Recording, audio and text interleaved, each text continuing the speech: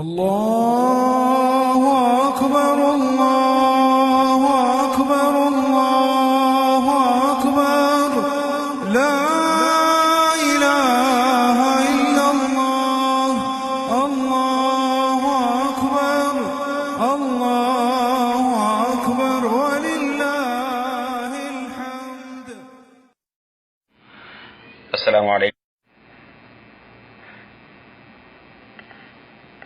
للہ رب العالمین والصلاة والسلام علی رسولہ محمد وآلہ وصحبہ اجمعین.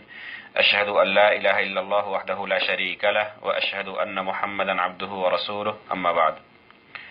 محترم و مکرم دینی و اسلامی بھائیوں، چند دنوں سے کافی زیادہ ایک سوال کافی حضرات کی طرف سے آیا ہے، وہ یہ ہے کہ بر صغیر ہند و پاک والے عرفہ کا روزہ کب رکھیں؟ اسی سوال کے جواب میں چند باتیں آپ کی خدمت میں پیش کرنا چاہتا ہوں. اللہ کے نبی صلی اللہ علیہ وسلم فرماتے ہیں اس دن کے روزے کی فضیلت کو بیان کرتے ہوئے، صیام یوم عرفہ احتسب علی اللہ ان یکفر السنۃ التي قبلہ. صحیح مسلم کی روایت ہے. اس میں عرفہ کا روزہ رکھنے والوں کی فضیلت آپ نے یہ بیان کی ہے کہ گزشتہ ایک سال کے روزے گناہوں کا ایک کفارہ ہے. اس میں صیام یوم عرفہ جو کہا گیا ہے، عرفہ کے دن کا روزہ، تو آخر اس حدیث میں صیام یوم عرفہ سے مقصود کیا ہے؟ اس تعلق سے معاصرین علماء کے درمیان کافی اختلاف پایا جاتا ہے. بعض علماء اس بات کے قائل ہیں کہ حجاج کرام جس دن عرفہ میں قیام کریں، وقوف کریں، اس دن پوری دنیا کے لوگ اس روزے کو رکھیں. اور دوسرا قول یہ ہے کہ اپنی اپنی رویت کے اعتبار سے ہر ملک والے 9 ذی الحجہ کو یہ روزہ رکھیں. اس تعلق سے سلف کا موقف کیا رہا ہے؟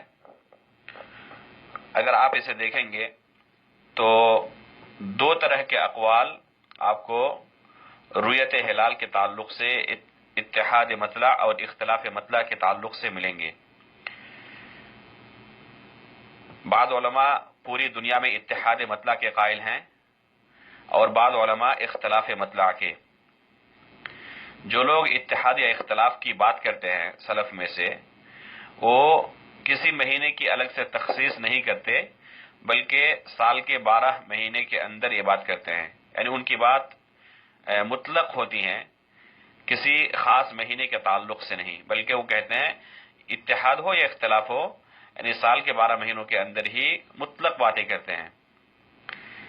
تو عمومی طور پر 2 موقف پایا جاتا ہے، لیکن خصوصی طور پر ذی الحجہ کے تعلق سے اگر آپ تلاش کریں تو آپ یہ پائیں گے کہ جو علماء اتحاد مطلع کی بات کرتے ہیں ان میں سے بعض لوگوں کا یہ کہنا ہے، جیسے کہ ابن عابدین رحمہ اللہ نے اس بات کی طرف اشارہ کیا ہے کہ ہمارے بعض مشائخ اور بعض علماء ذی الحجہ مہینے میں خصوصی طور پر اختلاف کو معتبر سمجھتے تھے. دوسرے مہینوں کے تعلق سے اختلاف نہیں تھا ان کے درمیان، جو اتحاد مطلع کی بات کرتے ہیں، لیکن ذی الحجہ مہینے کے اندر اختلاف کو معتبر سمجھتے تھے. اس کے برخلاف جو لوگ اختلاف مطلع کے قائل ہیں ان میں سے کسی کا بھی قول ذی الحجہ مہینے میں کوئی الگ نہیں ملتا، تو تخصیص کے ساتھ ذی الحجہ مہینے کے اندر عرفہ کا روزہ کب رکھا جائے، سلف سے اس بارے میں کوئی واضح طور پر یہ نہیں ملتا کہ وقوف عرفہ جس دن وہ حجاج کرام کا اسی دن یہ روزہ رکھا جائے. البتہ اس کے برخلاف جو لوگ اتحاد مطلع کے قائل ہیں وہ بھی اختلاف کو معتبر سمجھتے ہیں. اس لیے راجح یہ معلوم ہوتا ہے اس مسئلے میں، اور اس کے کئی اسباب ہیں جس کو میں انشاءاللہ ایک کے بعد دیگر ذکر کروں گا. اس مسئلے میں راجح یہ معلوم ہوتا ہے کہ جو لوگ اس بات کے قائل ہیں کہ پوری دنیا میں اپنے اپنے تاریخ کے اعتبار سے، اپنی اپنی رویت کے اعتبار سے، اپنی اپنی تاریخ کے اعتبار سے جس دن 9 ذی الحجہ ہو اس دن اس روزے کو رکھیں، یہی زیادہ سنت سے قریب اور اقرب الی الصواب معلوم ہوتا ہے۔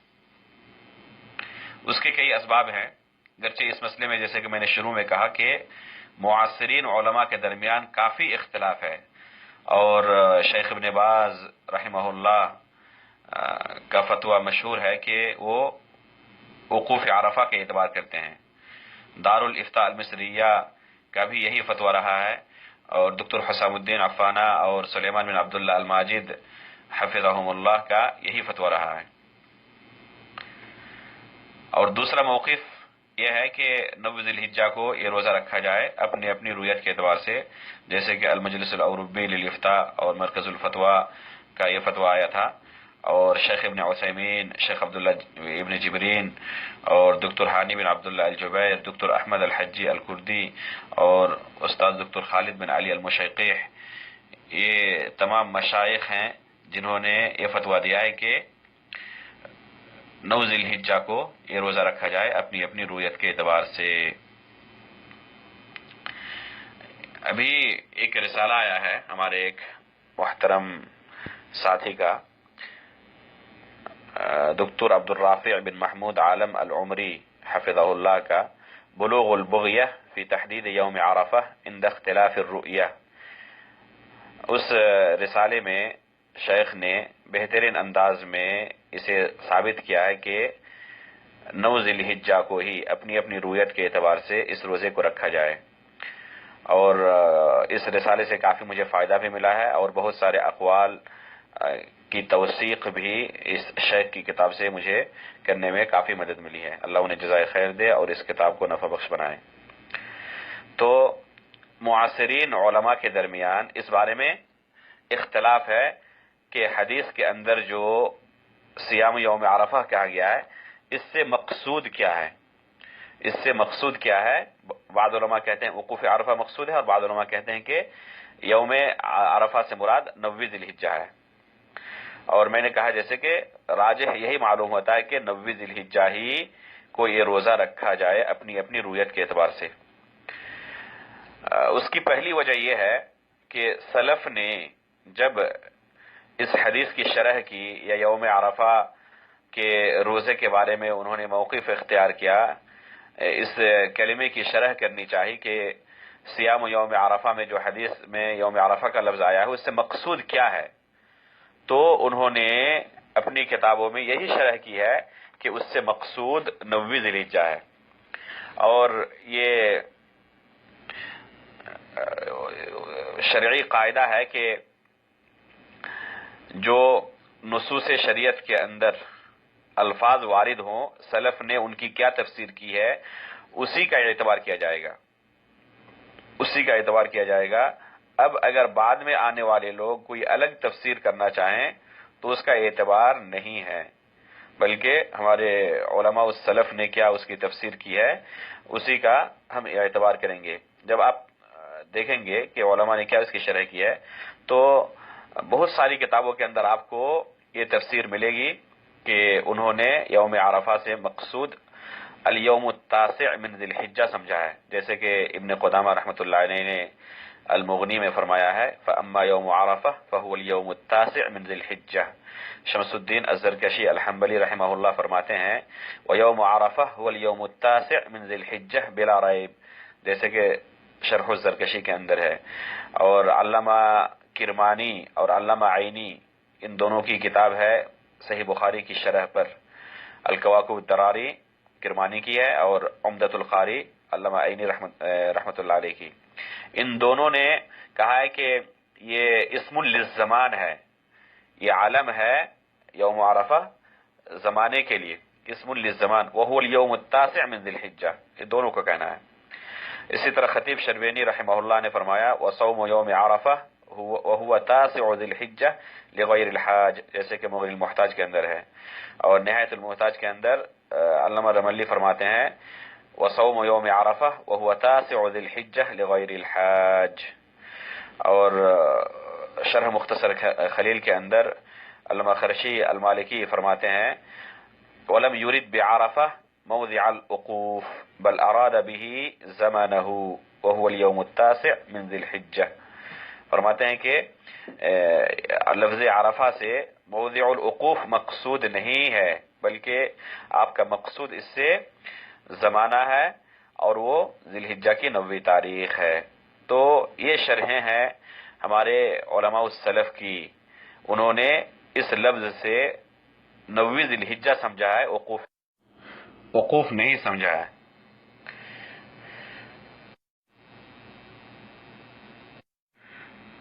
ترجیح کا دوسرا سبب یہ ہے کہ شریعت کے نصوص کو استقراء کریں، پتہ چلے گا کہ شریعت جب کسی حکم کو کسی سبب کے ساتھ معلق کرتی ہے تو ظاہری اسباب کے ساتھ، نہ کہ خفی اسباب کے ساتھ. اور اس کی بے شمار مثالیں آپ کو ملیں گی، جیسے کہ اللہ تعالیٰ کا فرمان ہے اقم الصلاۃ لدلوک الشمس الی غسق اللیل. تو دلوک شمس اور غسق اللیل ظاہری سبب ہے ہر ایک کے لیے، کسی کے لیے ظاہر ہو اور کسی کے لیے مخفی ہو ایسا نہیں ہے. اسی طرح حدیث کے اندر آپ صلی اللہ علیہ وسلم فرماتے ہیں اذا اقبل اللیل من ها هنا وادبر النهار من ها هنا وغربت الشمس فقد افطر الصائم. تو غروب شمس یہ واضح چیز ہے ہر ایک کے لیے، ظاہری سبب ہے ہر ایک کے لیے. تو جب غروب شمس ہو تب افطار کریں.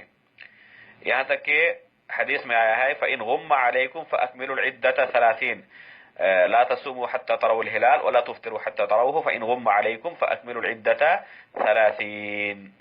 تو آپ نے فرمایا کہ اگر ہو جائے، بدلی ہو جائے اور چاند نظر نہ آئے تو ایسی صورت میں ظاہری سبب پر ہی اعتماد کیا جائے گا، مخفی اسباب پر نہیں.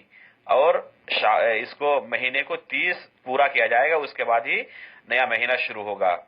تو یہ شریعت کا عام مزاج رہا ہے کہ ظاہری اسباب کے ساتھ احکام کو معلق کیا جاتا ہے، مخفی اسباب کے ساتھ نہیں، تاکہ ہر ایک کے لیے عمل کرنا آسان ہو.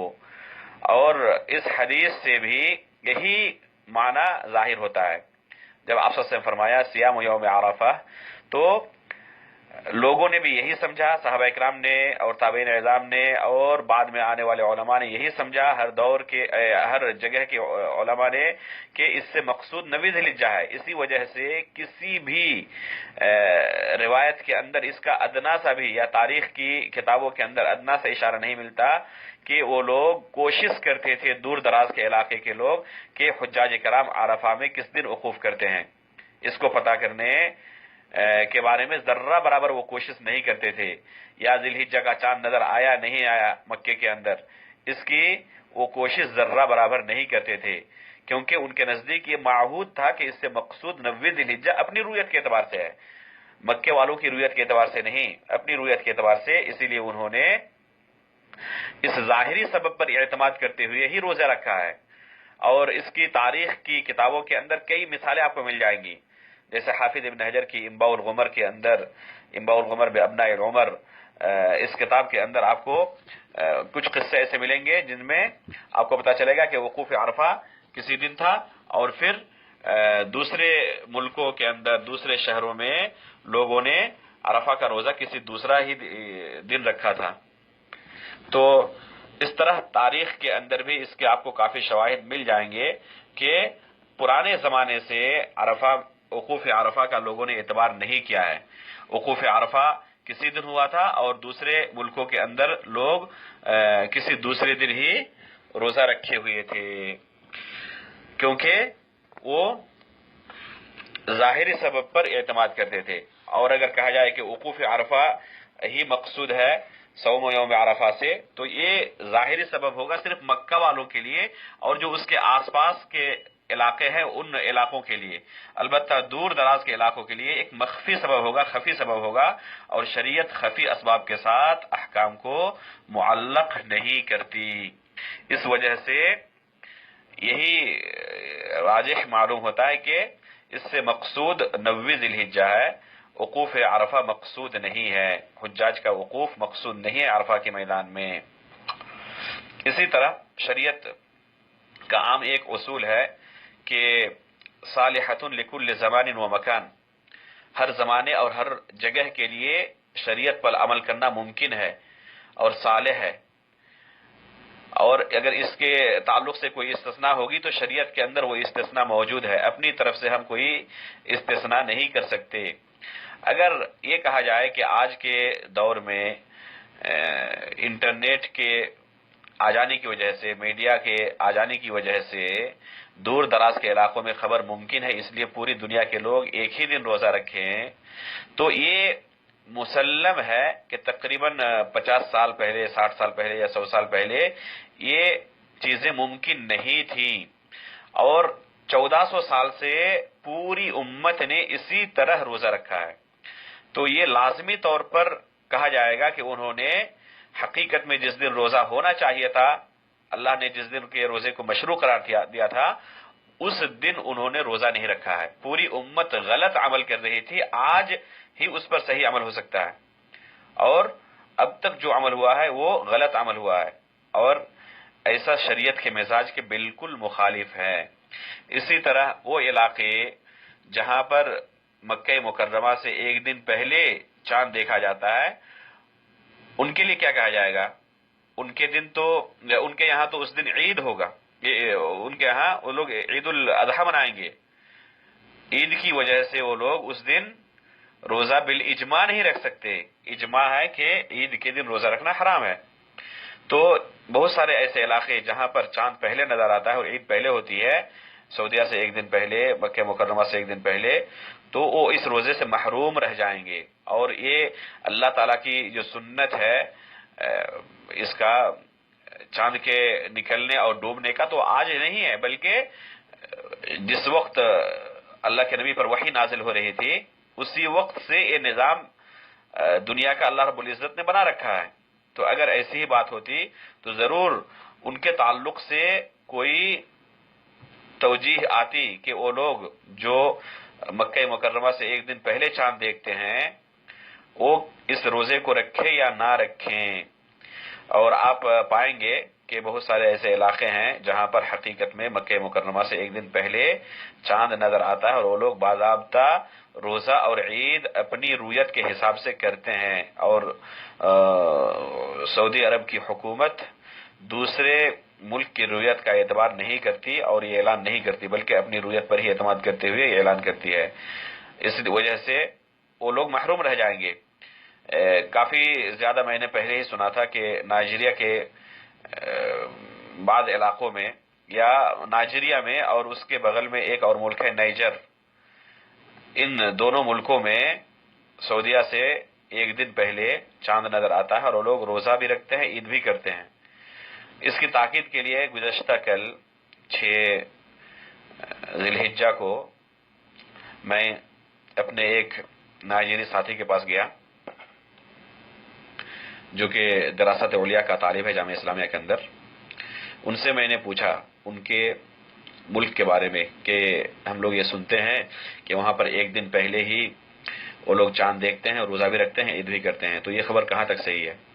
تو انہوں نے جو بتایا کہ رمضان مہینے کے اندر یہ کافی زیادہ ہو چکا ہے، یہ کبھی کبھار نہیں بلکہ کافی زیادہ یہ ہو چکا ہے کہ وہ لوگ اپنی رویت کے اعتبار سے ایک دن پہلے یعنی چاند دیکھ کر ایک دن پہلے روزہ بھی رکھتے ہیں اور عید بھی کرتے ہیں۔ ایسا 1-2 مرتبہ نہیں بلکہ کئی مرتبہ اس کا ہو چکا ہے، اس کے مشاہدے انہوں نے کیے ہیں۔ تو ایسے ملکوں کے بارے میں جہاں پر سعودیہ سے ایک دن پہلے چاند نظر آتا ہو وہ اس فضیلت سے محروم رہ جائیں گے، اور یہ شریعت کے مزاج کے خلاف ہے کہ کسی خاص خطے میں رہنے کی وجہ سے کوئی اس عظیم فضیلت سے محروم رہ جائے۔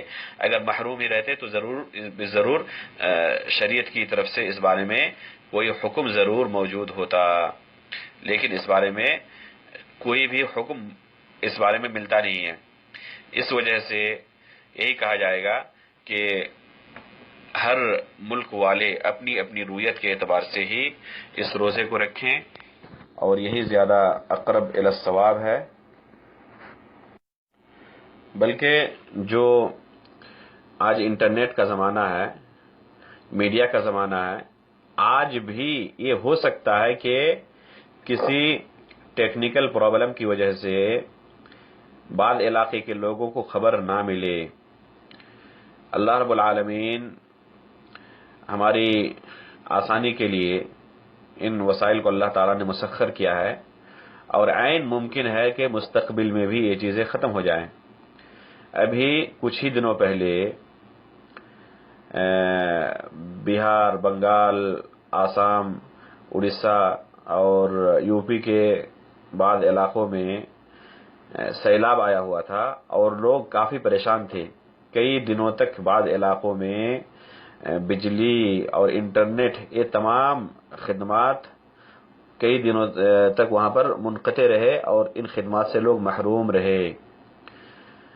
اور آپ اگر تاریخ کو پڑھیں گے تو پائیں گے کہ تقریباً سن 2012 میں امریکہ جیسے ایک ترقی یافتہ ملک میں ایک شہر میں، ایریزونا جس کا نام ہے، وہاں پر ایک طوفان آیا تھا جس کی وجہ سے جتنے فضائی آلات تھے تمام کے تمام معطل ہو چکے تھے، کام کرنا بند کر دیے تھے، اور کئی دنوں تک مسلسل یہ ان کی کیفیت تھی۔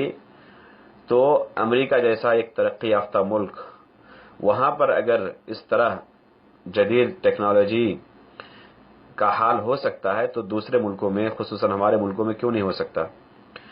اور کوئی بعید نہیں کہ مستقبل میں یہ تمام چیزیں معطل بھی ہو جائیں۔ اور شریعت ایسی چیزوں پر احکامات کو معلق نہیں کرتی جن کی حالت یہ ہو، اس لیے ہماری شریعت محکم ہے، ہر زمانے اور ہر علاقے کے لیے صالح للعمل ہے۔ اس لیے سلف کا جو موقف رہا ہے، انہوں نے جو تفسیر کی ہے، انہوں نے اس طرح عمل کیا ہے، وہی موقف راجح ہے اور وہی حقیقت میں شریعت ہے جس پر 1400 سال سے عمل ہوا ہے، پوری امت نے عمل کیا ہے۔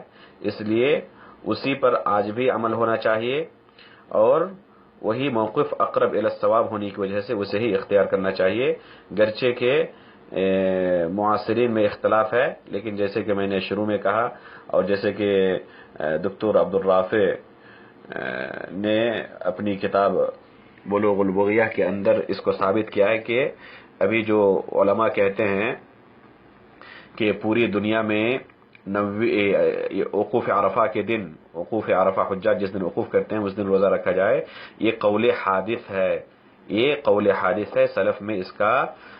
سلف میں یہ قول نہیں ملتا، بلکہ سلف کے اندر جو اقوال ملتے ہیں وہ صرف ایک ہی ہے کہ 9 ذی الحجہ کو عرفہ کا روزہ رکھا جائے۔ یہ شیخ کی تحقیق ہے اس کتاب میں، آپ لوگ اس کتاب کی طرف رجوع کریں گے تو مزید آپ کو جانکاری ہوگی۔ اس لیے اس مسئلے میں راجح یہی معلوم ہوتا ہے کہ اپنے اپنے ملک کے حساب سے ہر کوئی 9 تاریخ کو عرفہ کا روزہ رکھیں۔ اللہ تعالیٰ سے دعا ہے کہ اللہ تعالیٰ ہمیں دین کی صحیح سمجھ عطا فرمائے، اس پر عمل کرنے کی توفیق عطا فرمائے اور اسے ہم سے قبول بھی فرمائے، آمین۔ وصلی اللہ علی نبینا محمد۔ السلام علیکم ورحمۃ اللہ وبرکاتہ۔